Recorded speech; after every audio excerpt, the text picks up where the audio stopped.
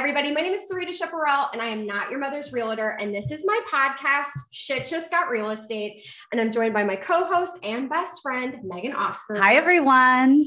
Today, we have one of my favorites, Landon Hoon from A&N Mortgage.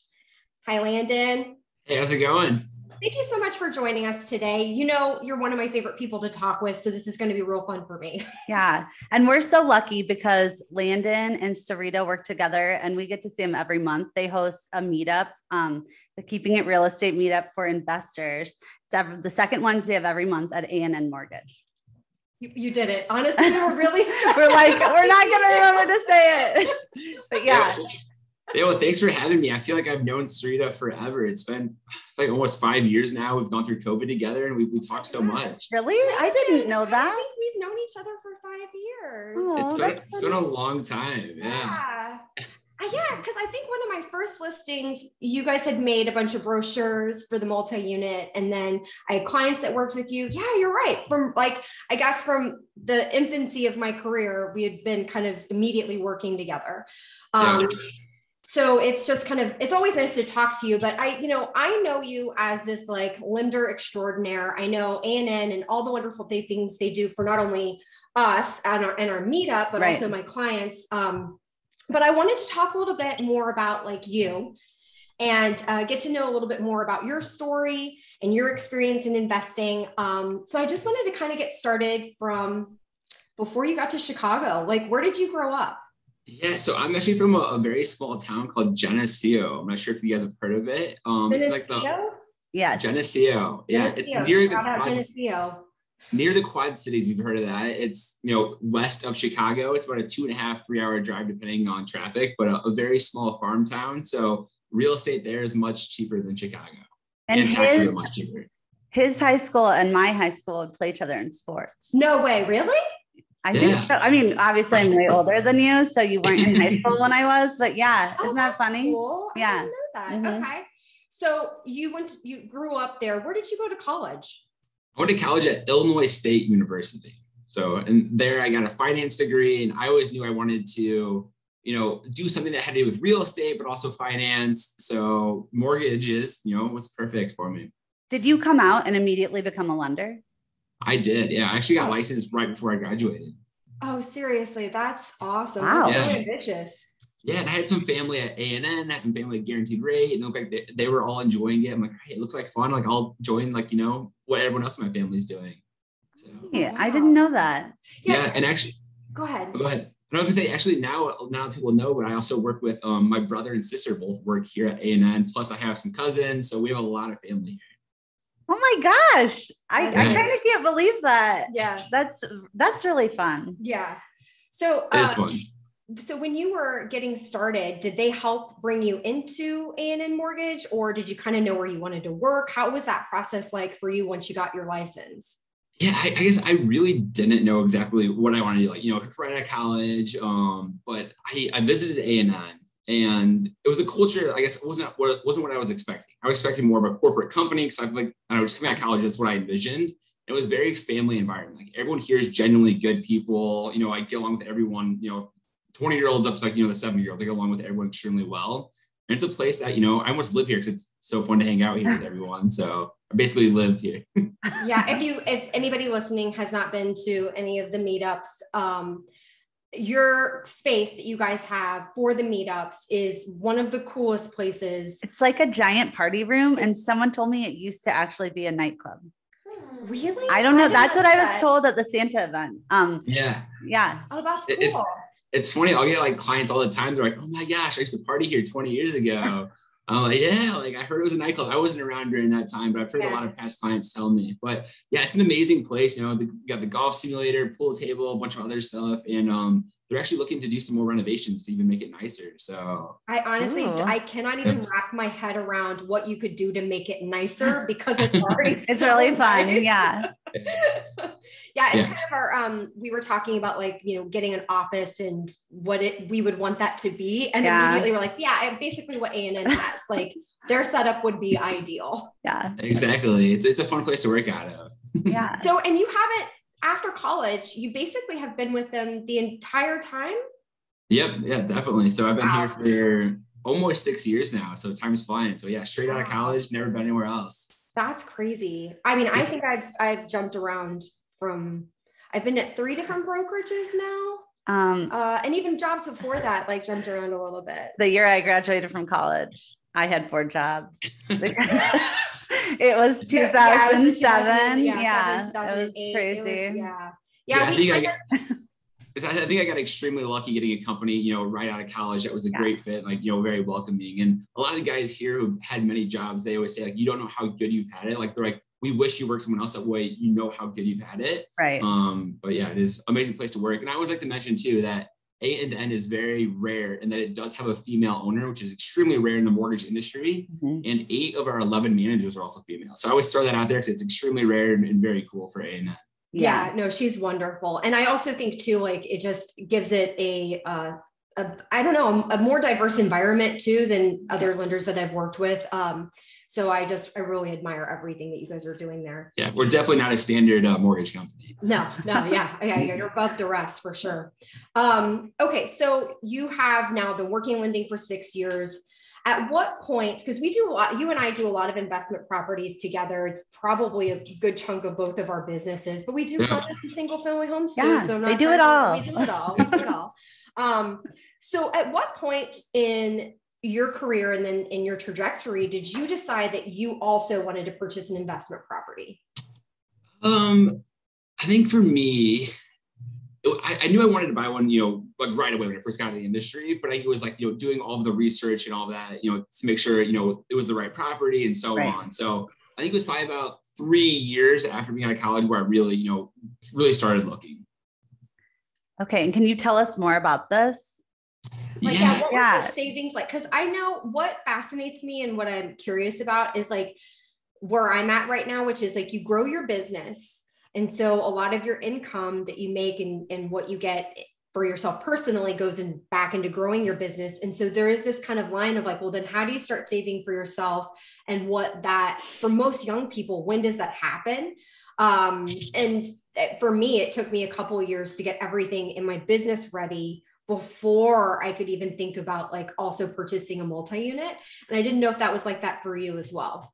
Yeah, no, it was. I'm a person that definitely invests heavily back into my business to help it grow. And for me, when I went under contract, I finally did go under contract probably until about 4 years ago. Okay. And when I did, I was initially going to buy as a primary residence using an FHA loan. With an FHA loan, you can put down 3.5%, so very minimal.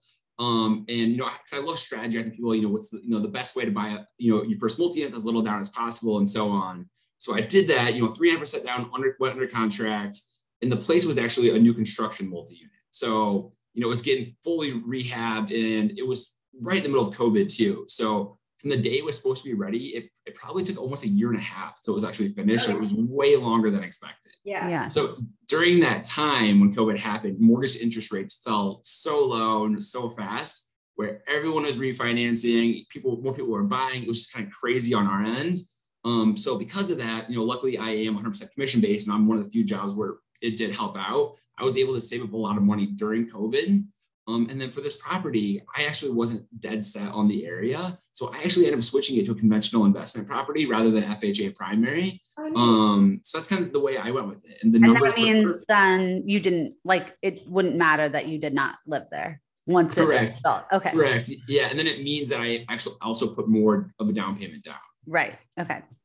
Yeah. So it went super well. And I know I've told some of you guys this stories before. So the numbers on paper were amazing. So I actually even used a 15-year fixed mortgage. So majority of people, when they buy, they use a 30-year fixed mortgage. Definitely the most common that we see for first-time buyers. Right. I used a 15-year fixed mortgage because I knew I was going to be able to get a lower interest rate that way. But over the life of the loan, I'll save way more in interest paid. So I did a 15-year fixed mortgage, and the place was actually cash flowing on a 15-year fixed mortgage, meaning that my rental income was more than the total mortgage payments and so on. And on paper, everything was amazing. And then it was probably a week before closing, the listing agent in the place is like, hey, we have some people interested in renting out the property. Would you, be of interest for that? I was like, yeah, for sure. That makes my life easier if I'm able to get the place and have tenants in there immediately at numbers that I like. And the rental numbers were actually higher than I expected. I was very shocked by it. Yeah. they got in there, and after, a week of closing, everything's good. Haven't heard, anything at all, which for me, no news is good news. And then it all just turned where I get a call from one of the tenants. They're like, hey, there's gunshots through the building. And I was like, what? Like, oh my she was God. so fast, and she was, not sure what was going on. I was like, wait, what happened? And I was just getting off a flight from somewhere, and I wasn't all there. I'm like, what is going on? Like, who are you? Because I was the guy who was very hands-off. So I had a property manager right away. And I didn't even think that this person had my phone number. So I was kind of just confused what was going on and if it was real. But it was true. There was gunshots through the building. I got my contractor out there. We fixed, the drywall, we fixed the windows. And everyone was okay. Everyone was okay. No one was hurt. And then, hoping that it was kind of just a rare occurrence, and then a couple of days go by, happened again, and it just kept happening. And then what I found out was that the previous owner of the property, before it was, renovated and built, was supposedly a part of a gang. And that's not something that you see, on the MLS, anywhere online. It's not listed on the real property disclosure form. We don't talk about those, and we don't talk about gang affiliation. Yeah. Oh my God. That's so crazy. I actually had a piano teacher who, when she moved in, it was like a weed growing facility in her basement. And this was in the 90s. So it was like a really big deal. Yeah. So they were shooting at, based on what you're saying, it sounds like it was a little bit targeted and it happened several times. Yeah. And they weren't shooting to hurt anyone. Like they're shooting to scare people away. Yeah. And in their eyes, they own this property. Like Landon Hoon did not own the property. They own this property. Right. I learned a lot. I always say that I learned a lot from this experience with it. And it actually went from there. It went as good as it possibly could, where right away all the tenants in the unit, they all agreed like, hey, like, we no longer want to live here. I'm like, perfect. You can break the lease. Like, it's fine to move out. And then from there, we were going to try to get new tenants in there, but then we actually ended up listing it for sale. And I was actually able to sell it for, I think, $20,000 more than I bought it for. So I did lose some money, but it wasn't as bad as what I thought it was going to be. Were you really worried? Like, what were the emotions there? Because I would be freaking out. Yeah. And I've heard this story a couple of times, and every time I hear it, I'm still like absolutely amazed by it, because I would have been scared shitless that I was going to lose money or that somebody was going to hurt themselves. Like I would have had some serious fear on all of that. Yeah. And for the most part, I'm a pretty calm guy. So I just went, to the facts. Like, all right, what can I do? What can I do? Yeah. And, it went under contract, and, I was like, oh, thankfully, I went under contract. It's going to be off, no more worries for it. And then I remember at their final walkthrough, there was gang members partying in the property at the final walkthrough and like destroyed the place. People were inside during the walkthrough? At the final walkthrough, they Whoa. Yeah. And were you at the final walkthrough? I did not go to it. I know it was the buyer's realtor, and the buyer went to it. And, right, because at that time you're selling. Okay, gotcha. Okay. Yeah, I was selling it. And they still bought the place. They didn't ask for any credits. They didn't ask for anything else. They still bought the place. So blew my mind that it closed. So yeah.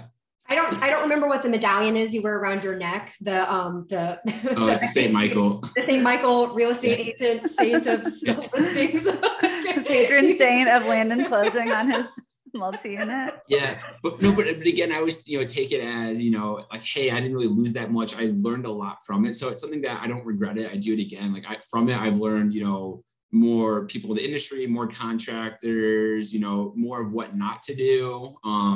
So kind of my strategy going thereafter is only really buying properties where I'd feel comfortable personally living. So if it's not somewhere where I feel comfortable living, like why my tenants, live there, but also maybe do a little bit more background search of like why, people are selling the place, who is the current owner, and that kind of stuff. So, Well, and I think too, it's so specific because like there's different parts of the city that I absolutely love. I lived in Logan, kind of on the border of Logan and Humboldt Park during COVID. And during the time I was there, and even talking to like our neighbors next door, they were like, oh, this area has actually just real quickly changed very recently, where they were starting to see more shootings. And it was real specific to that street that I was on. And, you know, what's hard about this and what's hard about real estate here in the city is that you don't sometimes know it until you're in it. But what's hard for, you know, buyers and also sellers on this is that, like, even if those things happen, the risk on that is definitely worth the reward in terms of the numbers. And especially for you, obviously you didn't lose money on this, but I think it does also teach you a lot of untangible things about the market here that we can't really talk about and discuss, because crime, safety, all of these things is in your perspective, and that can vary from person to person. And that's one of the hardest things about the market is, like, you know, if Landon feels safe in this location, then the location is safe for him. And I think that's the best way for buyers to kind of navigate this, of like where your own securities are into what you're buying. Yeah, definitely. And it's something that I think I saw the place once before closing on it myself. Before I bought it, I saw it once during the daytime. It's awesome. The place looks great, beautifully renovated, and the numbers are great. So that's all I thought about. But, you know, now since then, what I'll do is, if I'm looking to buy a new place, I'll actually maybe go to that property at different times and days of the week. So that way, like, all right, here's what it's like at, you know, Tuesday at noon, but what's it like, you know, Friday at 8 p.m. Yeah. Kind of see what the environment is like at those times. Yeah. I tell, especially some of my clients that are new to Chicago, when they're looking at areas like, you know, I think everybody, for the most part, Wrigley and Lakeview, Lincoln Park, all of those areas when you're first moving to Chicago are the areas people are familiar with and they identify with. But most people who are looking to house hack can't usually afford those locations. So getting to know the neighborhoods, not only during the day, but also driving through them at night, trying, you know, local restaurants in the area, like, so that you can really get a good understanding of what a neighborhood can be. Definitely. It also was so hard to do that if you were kind of popping around in this market, because it's just like, I'm at an open house, I have to have the higher stopper of these 10 that they'll get right now, where there's 30 other people in this home. That happened to us. Yeah. We were like, well, do we really think this is $50,000 worth it? You know? And so that's such good advice, but it's also really hard advice in a really hot market. Yeah. So like, that is very true. You know, I talk to buyers all the time, and I do tell them, like, sometimes it can take somebody 3 months to buy. Sometimes it can take you 2 years to buy.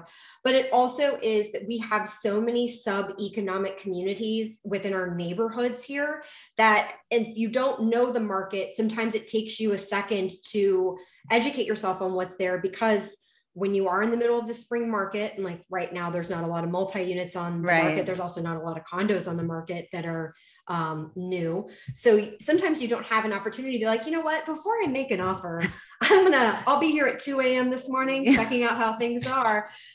Because you have to sometimes move very quickly so that you don't miss an opportunity. I agree with that 100%. And maybe more so, I guess, to correct myself, is almost, you know, because it is so fast, go under contract for it right away, and then almost do that during the attorney review period. You know, no cash taking place during that time. That's good advice. I think that's great advice, because even if you don't have the time to do it at that moment, you can still take a step back during the attorney review period.